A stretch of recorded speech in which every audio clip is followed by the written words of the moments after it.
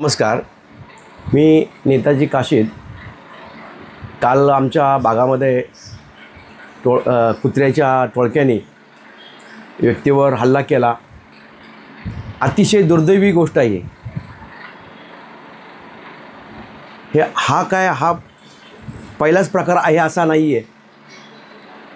मला वाटतं गेले 2 वर्षापूर्वी मी मानवी हक्क आयोगाकडे तक्रार केली होती आम्ही की दर वर्षाला किमान 10,500 2022-23च्या दरम्यान 2022 आणि 23 या दरम्यान यावर्षी कमीत कमी 10,500 लोकांना चावा घेतला होता कुत्र्यांनी। हे सर्व आम्ही डिटेल्स मानवी हक्क आयोगाला तसेच आमच्या पिंपरी महापालिकेच्या आयुक्तांना तसेच संबंधित अधिकाऱ्यांना पत्रव्यवहार वेळोवेळी केलेला आम्ही गेले 2 वर्ष झाले या गोष्टीचा पाठपुरावा करतो आहे आम्ही।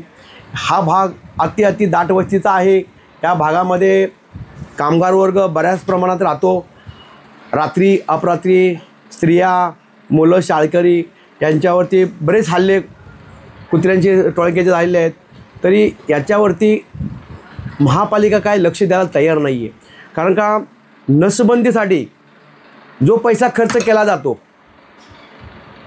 तो खरोखर त्याच्यासाठी केला जातो का? जर केला असेल तर मग एवढी ह्या कुत्र्यांची ही संख्या का वाढते, कमी का होत नाही?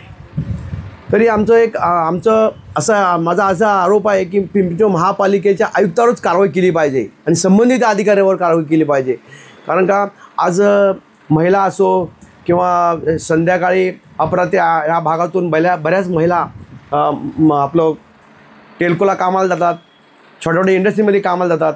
त्यांना रात्री अपरात्री कुत्र्याची भीती वाटते किंवा भीतीपोटी त्यांना कामावर नाही खडा करावा लागतो। अशी आज परिस्थिती आहे भागात। एकंदरीत बघायला गेलं तर महापालिका आयुक्तांना देखील आपण पत्रव्यवहार केलेला आहे। त्या पत्राचं काही उत्तर आपल्याला आत्तापर्यंत आले? आत्तापर्यंत आम्ही पत्रव्यवहार महापालिकेच्या या कुत्र्याच्या संबंधित अधिकारी आहेत त्यांनासुद्धा पत्रव्यवहार केला, आयुक्तांना केला, परंतु याचं कुठल्याही पत्राचं अद्याप कुठलंही उत्तर आम्हाला मिळालेलं नाही आहे। तर हे लवकरात लवकर कुठेतरी थांबलं नाही तर आपण काय आंदोलनाचा इशारा वगैरे करणारच का?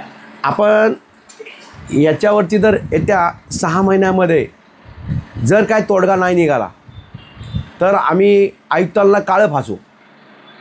एकीकडे बघितलं असेल दिल्लीमध्ये सुप्रीम कोर्टाने एक आदेश दिला की जे कुत्रे आहेत त्यांना एका ठिकाणी पकडून जेव्हा नसबंदीला तुम्ही ताब्यात घेताल त्यांना एका शेडमध्ये क्वारंटाईन करा, त्यांना बाहेर सोडू नका, असं एक सुप्रीम कोर्टाने आदेश दिला दिल्ली पुरतामध्ये। ते तुम्हाला वाटतं का संपूर्ण राज्यामध्ये लागू व्हायला पाहिजे? बघा, ज्या अर्थी एक हा न्याय प्रविष्टीचा विषय आहे। न्याय हा सर्वांना समान आहे। दिल्लीमध्ये दिला की महाराष्ट्राला दिला किंवा अख्ख्या भारताला दिला, हा सर्वकडे सर्व ठिकाणी लागू झाला पाहिजे। एकंदरीत तो निर्णय चांगला आहे असं आपल्याला वाटतं? चांगला आहे निर्णय। त्या निर्णयाचं आपण स्वागत करतो। त्या निर्णयाचं आम्ही स्वागत करतो। आपल्या परिसरातील महत्त्वाच्या बातम्या पाहण्यासाठी आजच आमच्या शौर्य वार्ता न्यूज चॅनलला यूट्यूबवर सबस्क्राईब करा आणि बेल आयकॉन प्रेस करा।